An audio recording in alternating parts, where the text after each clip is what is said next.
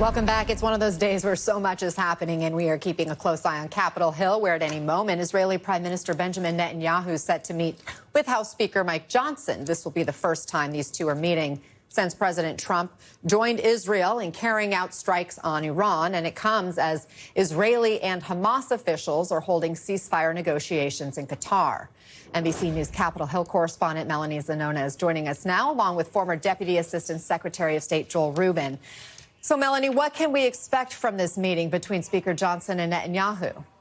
Yeah, well, they are likely to discuss a wide range of topics. We should also note that Speaker Mike Johnson was actually supposed to address the Knesset late last month, but that trip was canceled when the turmoil broke out between Israel and Iran. So obviously top of mind at this meeting, the recent action, the U.S. strikes on Iran, as well as the ceasefire agreement between Israel and Iran.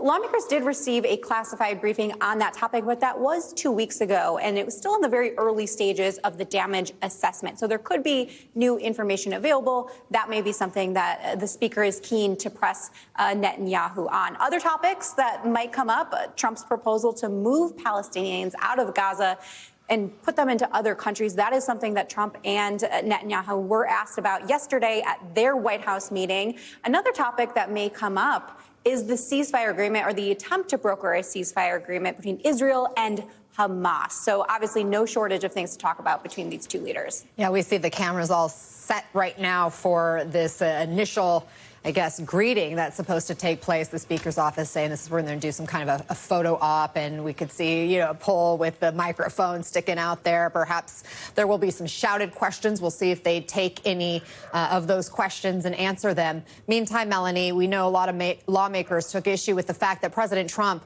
did not consult Congress before launching the strikes in Iran. Where do things stand there? Is that still something that's being considered, some kind of legislation, and do we expect that to come up with Netanyahu?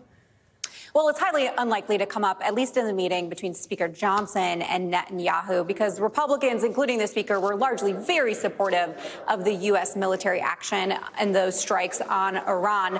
Now, there is a bipartisan meeting later today involving a group of senators and Netanyahu, and Democrats, of course, were much more critical of the Trump administration's decision to strike Iran without seeking congressional approval. But these types of meetings with foreign leaders aren't usually the venue where those types of contentious issues might come up. Democrats did force a vote late last month that would have required the U.S. to seek congressional approval before striking Iran in the future. That effort failed, though, with just one Republican, Rand Paul of Kentucky, voting in support of it.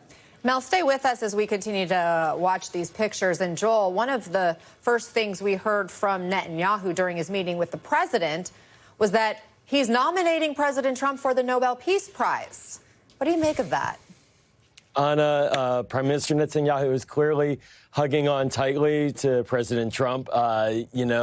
President Trump is incredibly popular in Israel. His poll ratings are much higher than that of the prime ministers. I guess the prime minister doesn't want to go the way of Tom Tillis, perhaps, and seeking any distance there. And so I think that's what this is all about. And it works, to be blunt.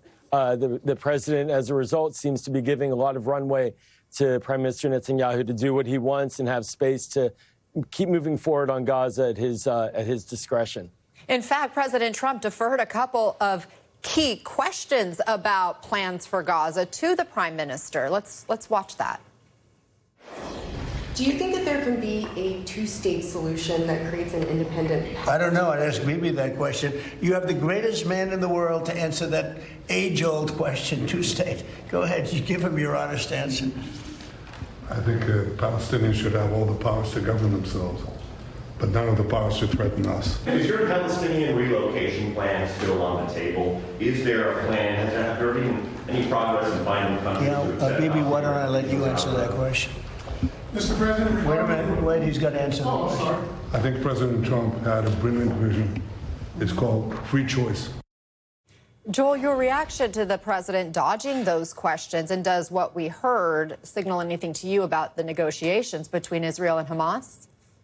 Yeah, Anna, I mean, this is just basically the abdication of an American role in resolving the Israeli-Palestinian conflict, tossing away of decades of American policy that's been bipartisan in support of a two-state solution. That's the takeaway I get, and that's really a nod to the prime minister's ability to cultivate President Trump. But what it means, in essence, is that Israel now has a sort of an open field to do what it wants. There aren't many good solutions for Gaza, but if the U.S. pulls back, as the president seems to be wanting to do, we're likely to see this war continue. Even with a limited ceasefire, we're not going to see an end to this until Hamas fully surrenders or the Palestinians get pushed into the Gaza and the Riviera fantasy that President Trump's talking about. We are still waiting to see the Speaker of the House and the Prime Minister meet with each other there on the Hill at any moment. Joel, we also noticed a shift from President Trump. This was another key moment that stood out with his meeting with Netanyahu when he was asked about Ukraine. Listen. Are you planning to send more weapons to Ukraine?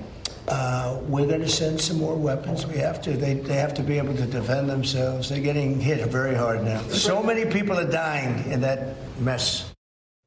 Joel, we just reported last week on a weapons pause that had been ordered from the Pentagon. So how significant was that, especially also given where the president has been on this issue in the past? Yeah, Anna, I mean, who's in charge here, right? I mean, it was a credible report. There was a pause. And so the President Zelensky goes to President Trump, and now President Trump says, oh, no, I don't support the policy that my administration is executing. It really is baffling. It's not the way to run a country. I do support the idea of providing aid to Ukraine consistently. I'm shocked that the Pentagon blocked it. That said, is President Trump really in charge of his own Pentagon? It really seems like he doesn't know what they're doing. Joel Rubin, Melanie Zanona, guys, got to leave it there for now. We'll keep an eye on these pictures. Thank you.